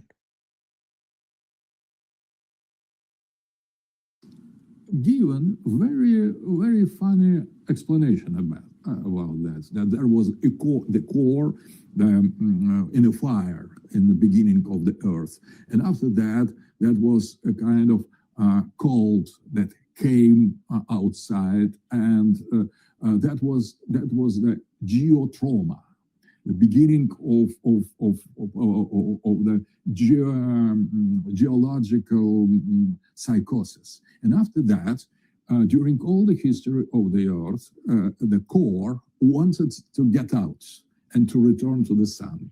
And life is the part of this process, and the capitalism is the other part of this process. And when we say drill by the drill, according to Nick Land, it is the will of this core willing to liberate from. He's literally saying that Trump has the same philosophies as Nick Land. When we're saying drill, baby, drill, he's using the philosophies of Nick Land. We are going to liberate the core out of. Now, this is an analogy for what they're getting at here, but I want to try to break it down for you a little bit. Now, check out where he goes with it. This exterior surface of the Earth, and it is a kind of will that goes through the form of life, evolution, progress, and capitalism is a kind of preparation of the last moment of this history of geotrauma, and we are approaching the moment of the transmission from human to post-human. And okay, this is no different than the philosophy behind Marxism. Capitalism leads to the destruction, and then again, a cycle. That's what he's really saying here. There's not much of a difference between the Marxist philosophy of where capitalism leads and the destruction of, what we know today, and then into Marxist philosophy or Marxist movement, which then would lead to dictatorship. But it's different, but it's the same in a weird way. Sorry, I keep interrupting. The moment of singularity, artificial general intelligence will be the end of the human brain. And after all these tunnels drilled in the Earth, they would serve to liberate this mass of fire. And according to Nick Land, we need to accelerate that process. And he has reconsidered enlightenment as the way to self-destruction of the humanity and the life on the Earth, as the very important element of acceleration. And so Nick Land has called that, following Curtis Yarvin, Dark Enlightenment. So Dark Enlightenment, it is the same enlightenment, but seen from this perspective.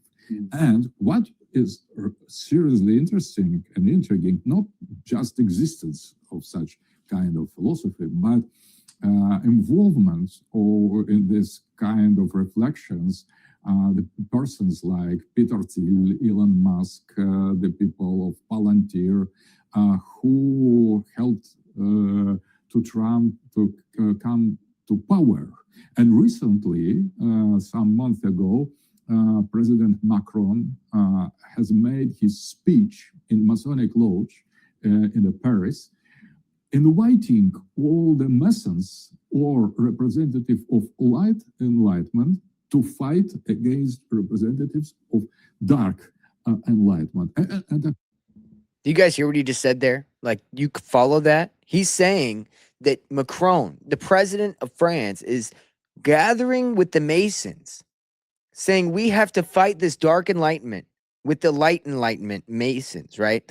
Neither lead to, I believe, a good play. I think both of them are evil, right? So you have Peter Thiel, who thinks that the light enlightenment people, right, the Masons, you could call them, they would be against this, right? But I think they're all in the same group. So again, this is him kind of like parsing out groups, and maybe there's some truth to that. But at the end of the day, it leads us to the same place, I believe, because it's multiple brandings of the same philosophy.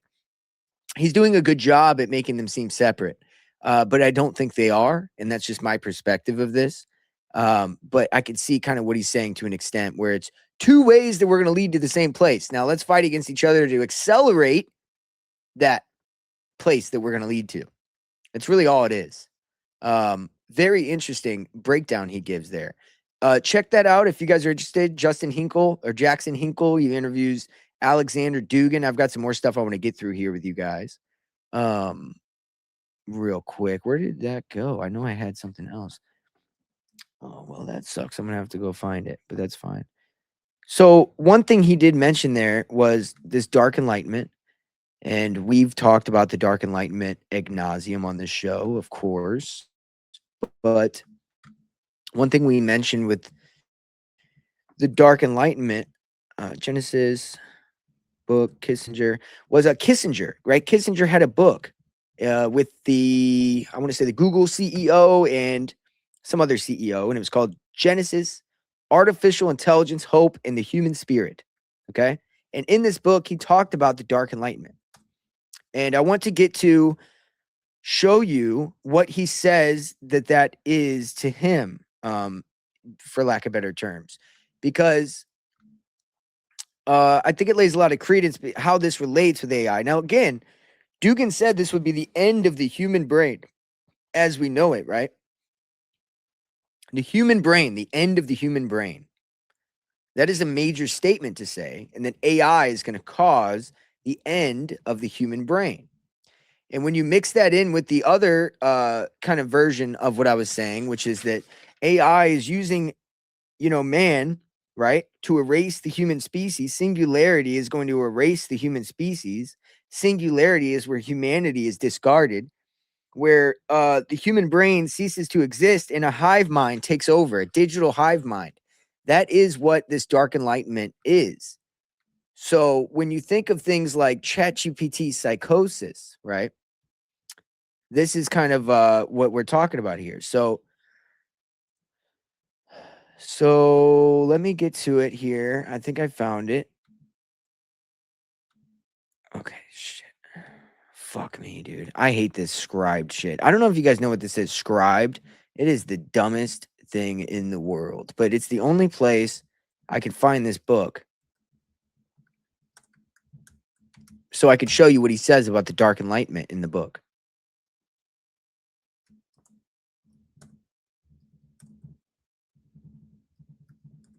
Sorry, guys. We'll get there. We'll get there. You guys are being great. All right. So let me find it. Scribed. Yeah, they don't have this like PDF of this book. It's very hard to find. I feel like, of course, that's another, you got to buy the book. I might as well have just done it because at this point I reference it kind of often. This Genesis book by Kissinger and this Google CEOs. Genesis book. God, it is impossible to find. Here, I'll just go ahead and let you guys watch me. Maybe it'll be a little better that way. All right. Let's pull up this book, and we're going to find this Dark Enlightenment in there. Scribed. Here it is. Okay. Find in document. Dark Enlightenment. Let's look. It's a slow motherfucker, isn't it? Okay. 50. Okay. So right here, it talks about, come on, get out of here, you piece of shit. God. 12 seconds. We got to wait 12 seconds to read this damn page. Look at this. Unlock the 20 pages after an ad. 7 seconds. 5 seconds. We're almost there, guys. This is why I don't use Scribed. What the hell? They make you gotta watch an ad just to read something? Okay. So let me hurry up and read this before they give us another ad here. Okay, so in itself, the emergence of such belief as an accepted method in the pursuit of objective truth marks a major transformation in modern human thought. For even if AI models do not understand the world in the human sense, because machines emphatically do not experience consciousness or subjectivity, their objective capacity to reach new and accurate conclusions about our world by non-human methods not only disrupts our reliance on the scientific method. See, because we're getting information from machines that don't actually have the ability to experience consciousness or subjectivity, right? So if we're getting, information from them, what can this mean? Will the age of AI not only fail to propel humanity forward, but instead catalyze a return to a pre-modern acceptance of unexplained authority? In short, might we be on the precipice of a great reversal in human cognition, a dark enlightenment? So that is exactly what we're talking about here, and how it relates to AI and everything, for sure. So let me see if I can, this other one here. So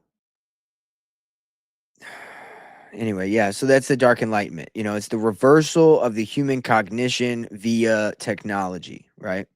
And this is kind of what we're dealing with today. The ChatGPT psychosis, misinformation age, right? But this is where we're at, dude.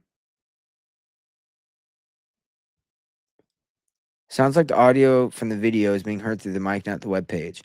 Oh, my apologies. I hope it came through all right. Look at the Star of Ishtar, the 8-pointed star. Yeah, man, let's go ahead and look at that. I mean, I'm not surprised that that would be related to this 8 chaos star, the 8 star. Ishtar star. How many does the Statue of Liberty have? The crown. How many is on the crown? Is it 7 or 8? I'm curious about that. Oh, I got something else to tell you about, too. Don't let me forget, okay? Don't let me forget. I got something else to tell you guys about. It's very, very, very interesting. I want you guys to see. 1, 2, 3, 4, 5, 6, 7. That's what I thought. There's 7 on the Statue of Liberty. For the Hermetic 7, of course. Very telling there. Okay, so here's the Star of Ishtar. As B. Dale said, it is 8-pointed. 8-pointed. Here it is. We've seen this all over the place, right? We've seen this with the Sumerians, Anunnaki, right? This is the kind of Anunnaki kind of deal. The Anaga. Very nice. So let me go ahead and show you this now before I forget. Speaking of the Statue of Liberty, America, freedom, the end of it, where we're heading. Let's check this out. So somebody posted this. I don't know if you guys have seen this. Let me make sure I'm sharing. Okay, I am. Walmart has these plates. United States of America, 1776 to 2026. Now, notice the flag is upside down, as it says here in this post. 250th anniversary. It almost looks like a tombstone, the way it's kind of just saying, like, this date to this date. I was talking about this with my wife. And this is going to get real weird, guys. I hope you guys are paying attention, though, because I think it's real. 1776. Let's do a little Kabbalistic math, a little Kabbalistic numerology, okay? Let's have a little fun. 7 is 8, plus 7 is 15, plus 6 is 11, or 21. So that's 3, right? So 1776 equals 3. 2026 equals 10. 2, 2, and 6 is 10. Together, that makes 13. 13. 13. 13 is the unlucky number for the Masons. Why is that? Do you guys remember? Well, that was because Jacques de Molay, let's look this up if we can. Jacques de Molay was killed by the Pope and the King on Friday the 13th. And he was the leader of the Knights Templar. Jacques de Molay execution and the Friday 13th connection. Jacques de Molay, the last Grand Master of the Knights Templar, which later became, of course, the Freemasons right afterwards, was executed well, that's weird. The arrest itself occurred on October 13th. So I guess that's when they were grabbed up. Friday the 13th. But point is, 13 is an unlucky number for the Masons, okay? And the Masons built this country. And of course, you know, we talked about this, the Economist 2026, where you have 250th birthday with the handcuff coming off to a fist, almost indicating the losses of freedom, police state, if you will. And that would be the end of America as we know it, which would be, of course, making sense from the plate's perspective. If you were to put that in perspective of what that plate is saying, it makes perfect sense. So graveyard vibes for real. What's up, TNT? Yeah, I'm sure China made it because they're rooting for that, aren't they? Shout out still. So yeah, that's where we're at. So I've went into a lot of this Dugin stuff, the traditionalist. We're not done necessarily, but I think we've given a lot of background to how this accelerationist and traditionalist movement go together.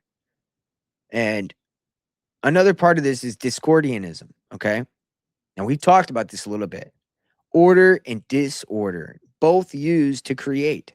Very much like entropy. I'll talk about entropy another time. But they use Discordianism through mimetic magic, mimetic warfare, self-replicating illusions from memes, paradoxes, pranks, is the prototype for the mimetic magic that we get used on all the time, right? So, for instance, you have things like They Live or Fight Club, where you have panic, confusion, unease from symbols that are being hidden symbolically or subliminally. So nothing is true. It's kind of the philosophy. It's just a matter of perspective and engineering said perspective to engineer beliefs into your own will. So this process of mimetic warfare is identify a target emotion, encode a symbol or narrative, repeat until it passes the critical thought process, and harvest the behavioral change, the outcome. So magic is now turned into mass psychology. This is the mind war and psy war tactics that have been materialized. So a meme is a condensed thought form, right? Charged by people's, interpretations of that meme. Charges it. It's a hypersigil. So it's digital sorcery, the unconscious sorcery that is using beliefs to shape reality through images, memes, narratives. Very, very crazy. But this enslaves people via beliefs. Perceptions, emotions, and beliefs are all used as tools, not truths, but they're used to generate the emotions and engineer programmed narratives. And this controls the condition of any belief. And then they believe anything. That is mimetic warfare. And that is being used in the accelerationist movement. And on the other side of it, you have the traditionalist movement, which is the Tucker Carlsons, right? People that are calling out what's going on. And I think that whenever you merge them together, you find that the dissolution of the society that we currently live in is the goal. And it's being brought about very quickly via accelerationism. And it's being done from multiple angles. The strategy of tension, the chaos star, right? Coming from 8 points, coming from all angles to try to attack this situation. And I think that they are doing it massively well. And I think that there's very few people that see it coming. Me, maybe a few other people. With the traditionalist aspect of this, very few people see this involvement. And let me show you just to give a little bit of proof about Tucker Carlson. I listen to him all the time, so I would recognize this. And then I'm going to show you the Aleister Crowley situation with him as well, okay? So let's check this out. I hope that the video or audio comes through good for you guys. At least it comes through some. So there's the downfall of the Western unipolarity and the rise of the multipolarity. And so you're watching the end of the global American empire, the unipolar world. And so the death of the unipolar moment and of the institutions within the evangelical movement, American Protestant Christianity, are going away, but they will be replaced by something better and purer. Living in the crucial moment of this emergence of multipolarity, including Russia, China, Iran, and say it's time for a new world order where we are partners in this relationship. I think that's the wisest possible advice and probably the only path that preserves civilization. There it is, dude. Multipolar world. We're heading towards something better. This unipolar world ending is not bad. We're heading towards something better, right? And that is a problem. Where the fuck is this app? Okay, I know what to do. So I'm going to have to get you guys off of here and then I'll pull it up because it's a lot of clunkiness and I don't want to make you watch it. But yeah, we'll have to get into the UFC Epstein connection another time as well with the disinformation company, Kenneth Anger, Joe Rogan, the connection with the satanic group.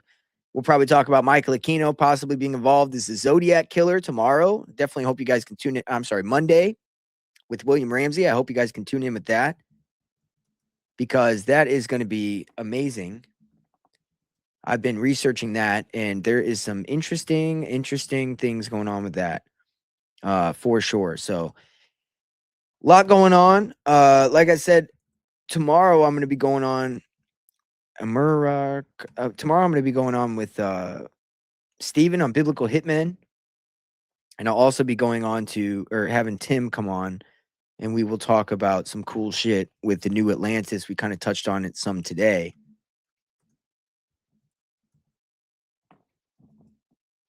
Let me find this real quick. Dugin, Crowley, let's see if we can find it. But yeah, it's going to be awesome. I'm excited. Where the fuck?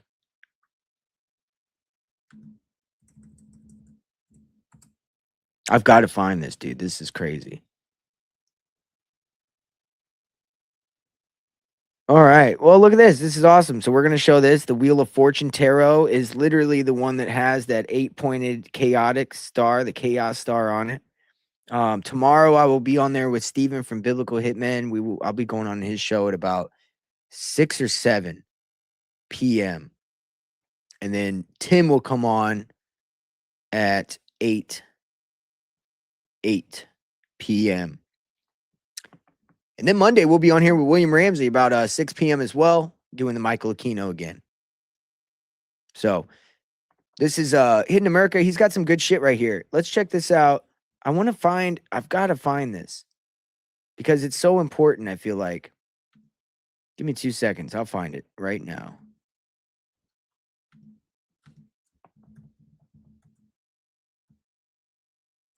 What should I type? Dugin.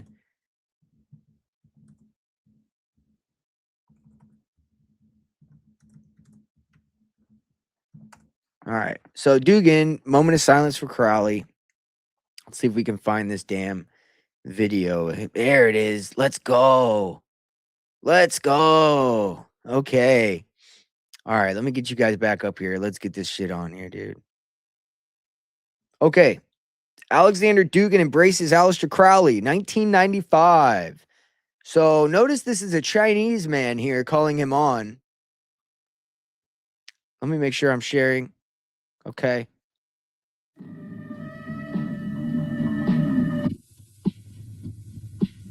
Я прошу почтить память умершего Алистера Кроули минутой.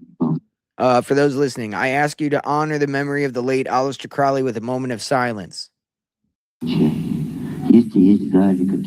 If someone in the hall has any cigar lighters and matches, light them up and keep them quiet for the minute.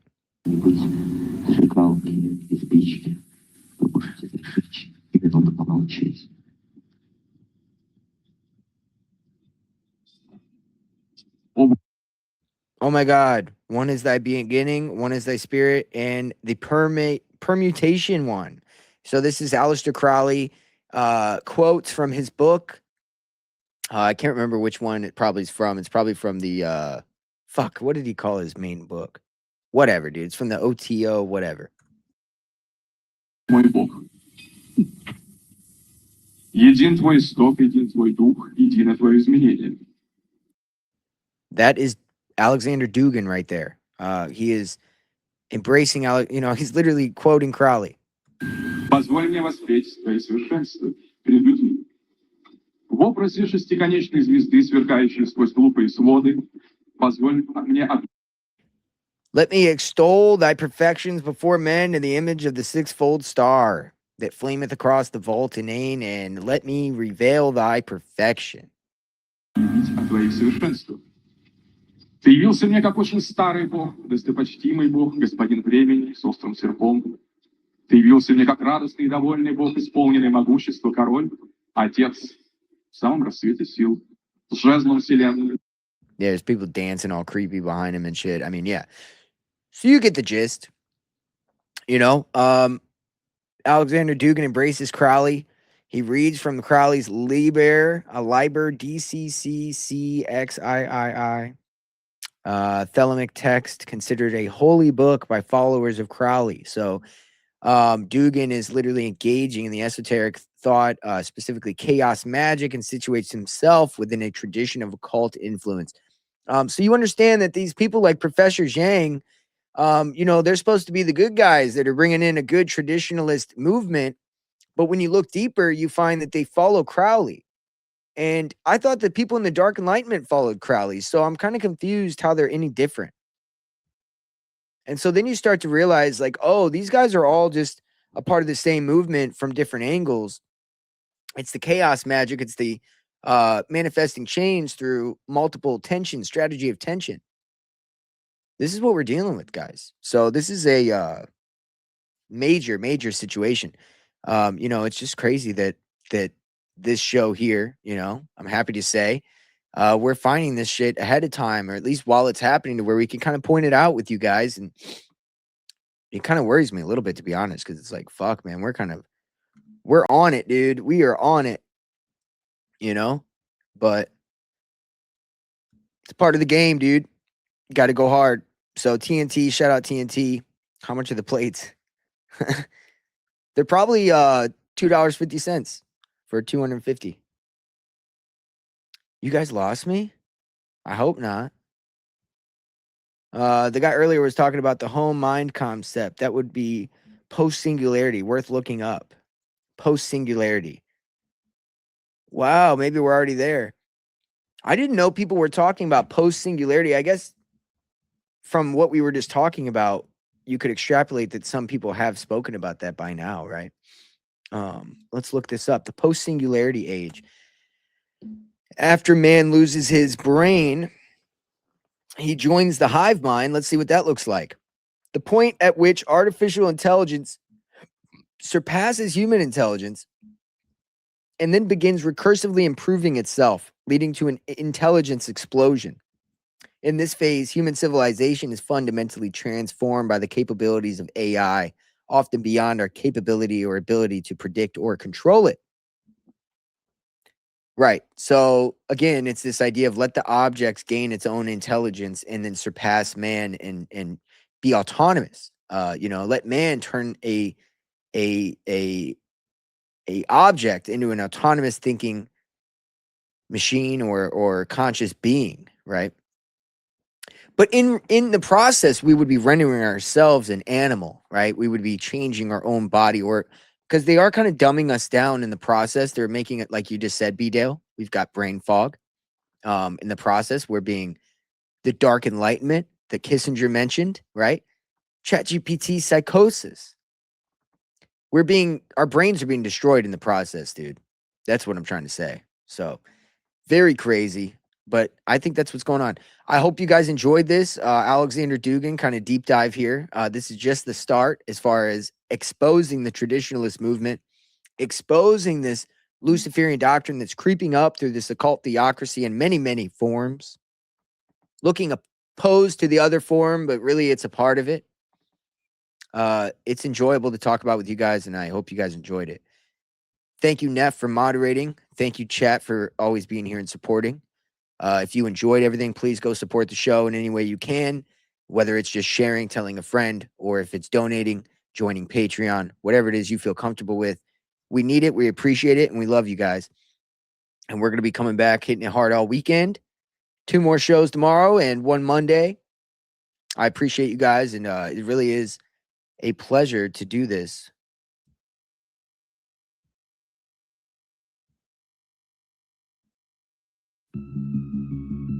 So yeah, you guys take care.